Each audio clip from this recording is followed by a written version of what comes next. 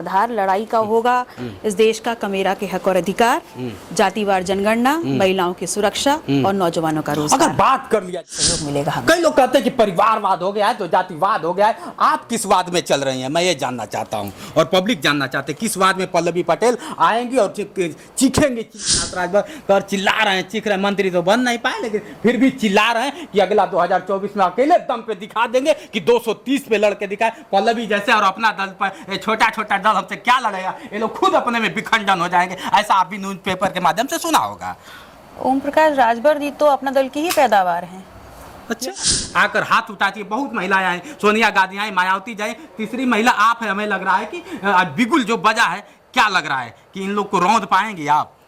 इस पुरुष प्रधान देश में हमेशा पुरुष भी इस देश की आधी आबादी नारी की ही पूजा करता है। बनारस की धरती में अपना एक और बनारस की राजनीति में अपना एक अलग विशेष स्थान रखता है।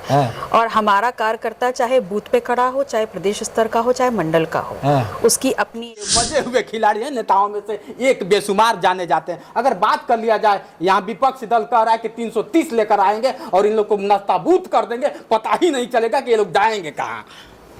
ठीक है, तो आप नरेंद्र मोदी जी से कहिए कि वो अपना कागज पत्र ठीक करा करके बनारस आवे, हमारी बहन लड़ेगी।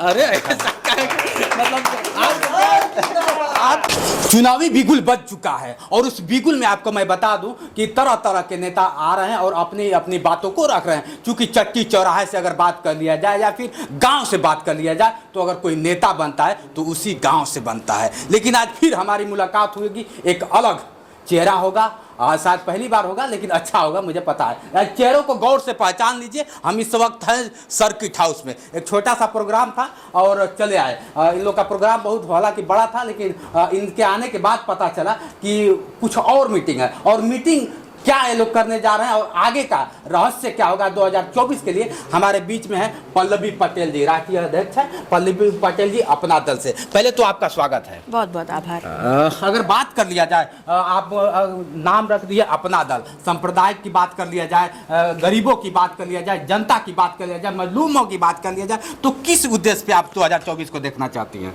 देखिए, 2024 की लड़ाई जो होगी वो कमेरा समाज के हक और अधिकारों के लिए होगी। इस बात पे होगी कि वो देश जो सोने की चिड़िया कहलाता था और जिसकी रीढ़ इस देश का कमेरा है, मजदूर है, किसान है, आज उनकी स्थितियां बहुत खराब होती जा रही हैं और वो इस देश में अपनी पहचान ढूंढ रहे हैं। तो 2024 का आधार लड़ाई का होगा इस देश का कमेरा के हक और अधिकार, जातिवार जनगणना, महिलाओं की सुरक्षा और नौजवानों का रोजगार। अगर बात कर लिया जाए, यशस्वी प्रधानमंत्री यहीं के सांसद है और कहते हैं कि जिंदगी में कोई अगर टक्कर देने वाला आएगा, जैसे इंडिया गठबंधन, आप भी इंडिया गठबंधन से है। अगर बात करने पुरुष की तो अब बात ही छोड़ दीजिए, एक महिला टक्कर देने जा रही है, ये कैसे मन में ठान लिया? देखिए, मैं एक गठबंधन की विधायक हुई सिराथू से, और उसके बाद अगर मेरा नेतृत्व मुझे ये निर्देश देता है कि मुझे यहाँ पर एक प्रत्याशी के रूप में उतरना है, तो मैं सहर्ष एक कार्यकर्ता होने के नाते अपने नेतृत्व के निर्देशों का पालन करूंगी और अपना 100% दूंगी। और बाकी इतना विश्वास रखती हूँ कि यहाँ पर जिन मुद्दों पर हम उतरेंगे उस पे जनता का भरपूर साथ और सहयोग मिलेगा हमें। कई लोग कहते हैं कि परिवारवाद हो गया है तो जातिवाद हो गया है। आप किस वाद में चल रही हैं, मैं ये जानना चाहता हूँ और पब्लिक जानना चाहते हैं किस वाद में पल्लवी पटेल आएंगी और चीखेंगी, चिल्लाएंगी कि भाइयों बहनों, जैसे एक श्लोक हो गया है भाइयों बहनों का, तो आप किस विषय से मतलब क्या देना चाहेंगी पब्लिक को? मैं इस देश की जनता को सिर्फ कमेरावाद और समाजवाद के नाम पर बटोरना चाहूंगी, एक साथ रखना चाहूंगी, क्योंकि वही इस देश का आधार है, वही इस देश की रीढ़ है और वही इस देश का भविष्य है। 2024 की अगर बात कर लिया जाए, अभी बड़ा सुर्खियों में चल रहे हैं ओम प्रकाश राजभर जी, हालांकि इंडिया से हैं और आप इंडिया में हैं। अगर बात कर लिया जाए, कहते हैं 230 सीट लाकर मैं दिखा दूंगा, तो क्या लगता है क्या परास्त नहीं हो जाएंगे?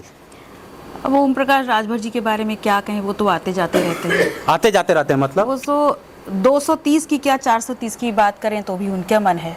हम ये मानते हैं कि हम एक घटक दल होने के नाते जहां भी लड़ेंगे वहां अपना दल का 100%, चाहे हम 1 खड़े हों चाहे 20 खड़े हों, अपना दल का 100% सहभागिता और सहयोग उस गठबंधन में देंगे। अच्छा, जो जिस तरह से 230 की बात आ रही है, क्या लगता है कि आप मात दे पाएंगे? ओम प्रकाश राजभर चिल्ला रहे हैं, चीख रहे हैं, मंत्री तो बन नहीं पाए लेकिन फिर भी चिल्ला रहे हैं कि अगला 2024 में अकेले दम पे दिखा देंगे कि 230 पे लड़के दिखाए पल्लवी जैसे, और अपना दल पर छोटा छोटा दल हमसे क्या लड़ेगा, ये लोग खुद अपने में विखंडन हो जाएंगे। ऐसा आप भी न्यूज पेपर के माध्यम से सुना होगा।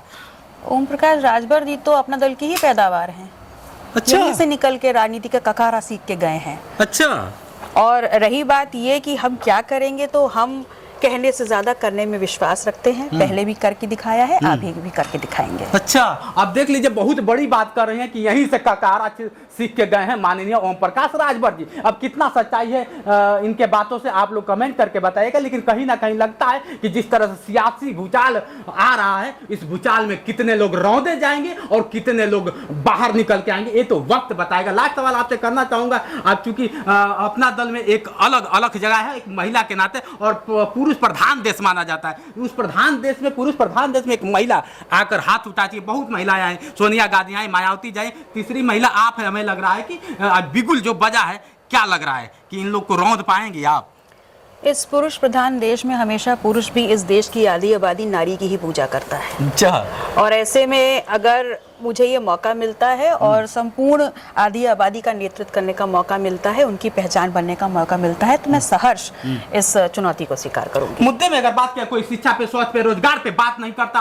आज बच्चे रोड पे अगर बात कर लीजिए, हमेशा एक सवाल होता है कि हमें रोजगार मिलेगा कब साहब? हम किससे उम्मीद करें? जो पार्टी आती है सिर्फ हवाला देती है, कब रोजगार मिल पाएगा? क्या लगता है कि आपके आने से रोजगार बढ़ेगा, या फिर जिसकी उम्मीदें हैं वो बढ़ेंगी या फिर टूट जाएंगी? देखिए, मेरा ये मानना है कि जब हम उतरेंगे और हमारा मुद्दा होगा जातिवार जनगणना, तो जब हर एक स्तर की, हर एक व्यक्ति की गणना होगी, तो ये सही निकल के आएगा कि कौन कितना है, और जो जितने प्रतिशत में है उसकी उतने हिस्सेदारी सदन, रोजगार, दवाई, शिक्षा सब जगह होनी चाहिए। और जिसकी जितनी हिस्सेदारी होगी, उस व्यक्ति की उतनी जिम्मेदारी होगी इस देश को आगे बढ़ाने में। इस नारे को लेकर के हम आगे बढ़ेंगे। किससे लगता है कि लड़ाई आपकी होगी? किससे लड़ सकती हैं आप? हमने हमेशा अपने लिए ही पैमाने बनाए हैं, और हमारी लड़ाई स्वयं से है कि हम जो कह रहे हैं उस पे हम आगे बढ़ करके काम कर सकते हैं। आपके कार्यकर्ताओं की अगर बात कर लिया जाए, आप देख सकते हैं इधर कार्यकर्ताओं का हुजूम उमड़ा हुआ है, क्योंकि बता ही नहीं, लेकिन फिर भी हुजूम उमड़ा हुआ है। आप चारों तरफ देख रहे हैं, बहुत चर्चित चेहरा बनारस वाले मिश्रा जी का है, क्योंकि इनसे हम बात करते हैं एक उम्दा, अगर कह लिया जाए तो उम्दा नेता है। बनारस वाले मिश्रा जी हमेशा मतलब वो करते रहते हैं कि उम्दा नेता है, हमारी उनसे बहस भी बहुत काफी हो जाती है। तो इनके बारे में आपका क्या ख्याल रहा है? बनारस के शेर कहे जाते हैं बनारस वाले मिश्रा जी। देखिए, अपना दल बनारस की धरती में अपना एक, और बनारस की राजनीति में अपना एक अलग विशेष स्थान रखता है। और हमारा कार्यकर्ता चाहे बूथ पे खड़ा हो, चाहे प्रदेश स्तर का हो, चाहे मंडल का हो, उसकी अपनी एक ताकत है, अपनी एक विचारधारा है, अपनी एक सोच है, और उस ताकत के भरोसे अपना दल का नाम आज भी 28-29 साल के यहाँ जो हमारा संघर्ष रहा है उसमें जीवंत है बनारस में। बिल्कुल बिल्कुल, देख रहे हैं बनारस जो आया वो बन गया। क्या लगता है कि पल्लवी जी बन जाएंगी इन कार्यकर्ताओं के बल पे, इन नेताओं के बल पे? आप चारों तरफ देख सकते हैं, इनके बल पे पल्लवी एक इतिहास रचेंगी। मुझे जहां तक लगता है चर्चित चेहरा रहा बनारस वाले मिश्रा जी का। अगर इनसे बात करते हैं, आज फिर मुलाकात हो गई है, कैसे हैं आप? जी बहुत बहुत धन्यवाद। क्या रहा आज बनारस में? आपने माननीय राष्ट्रीय अध्यक्ष जी को बुला लिया, क्या ऐसा कुछ नया चीज बता दीजिए, जनता जानना चाहती है। नहीं, अपना दल कमेरावादी का संघर्षों की सरजमी रही है बनारस, और बनारस में जो गुजराती लाबी है वो पूरे प्रदेश को लूट रही है। और डॉक्टर, अरे देश के ही हैं गुजराती लाबी, आप ला देते हैं, देश के ही हैं। तो बहन पल्लवी पटेल जी एक गंभीर राजनेता हैं, उत्तर प्रदेश की सदन की,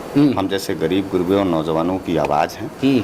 और आज एक खिलाड़ियों के दंगल में बनारस आई थी, लेकिन हम आपको ये कहना चाहते हैं कि ये राजनीतिक दंगल का आगाज है। अच्छा। और हम अपने बहन के साथ अपने हक और हुकूक के लिए लड़ने के लिए तैयारी हैं। बड़ा मजे हुए खिलाड़ी हैं। अगर दंगल की ही बात कर दिए तो ये मजे हुए खिलाड़ी हैं, नेताओं में से एक बेशुमार जाने जाते हैं। अगर बात कर लिया जाए, यहाँ विपक्ष दल कह रहा है कि 330 लेकर आएंगे और इन लोग को नस्ताबूत कर देंगे, पता ही नहीं चलेगा कि ये लोग जाएंगे कहाँ। ठीक है, तो आप नरेंद्र मोदी जी से कहिए कि वो अपना कागज पत्र ठीक करा करके बनारस आवे, हमारी बहन लड़ेगी। अरे मतलब आपको क्या लग रहा है कि मतलब नरेंद्र मोदी के कागज नहीं है? अरे भाई, हमने डिप्टी सीएम को हराया, हाँ। केशव प्रसाद मौर्य जी को, हम नरेंद्र मोदी जी को भी हरा देंगे। हमारी बहन सक्षम है। अच्छा। और जब सारे भाइयों के हाथ में उदासी आ जाती है तब बहन अपने रक्षाबंधन से अब कलाई बांधती है और हम लोगों को खुशियां देती है। पूरे प्रदेश 2024 का रक्षाबंधन कैसा होगा? पूरे प्रदेश के भाई, माताएं और बहनें अपने हमारी नेता डॉक्टर बहन पल्लवी पटेल जी की तरफ आस भरी निगाहों से देखते हैं। और हम बनारसी लोग चाहते हैं कि हमारा जो प्रतिनिधित्व हो वो महिला प्रतिनिधि हो, ताकि वो उनके दिल में जो भाव है वो पारिवारिक लोगों के लिए उजागर है। धन्यवाद। चलिए, बहुत बहुत धन्यवाद। देख रहे हैं जिस तरह से चर्चित चेहरा बनारस वाले मिश्रा जी दीदी हैं, राष्ट्रीय अध्यक्ष हैं, पल्लवी पटेल जी, डॉक्टर पल्लवी पटेल जी रही, उनके कार्यकर्ता रहा। चलिए, आप लोग इनके बातों से कितना सहमत है कमेंट करके जरूर बताइएगा। आज के लिए इतना ही। बने रहे वीडियो के साथ। मैं हूं जितेंद्र और आप देख रहे थे जोश एक्सप्रेस। नमस्कार।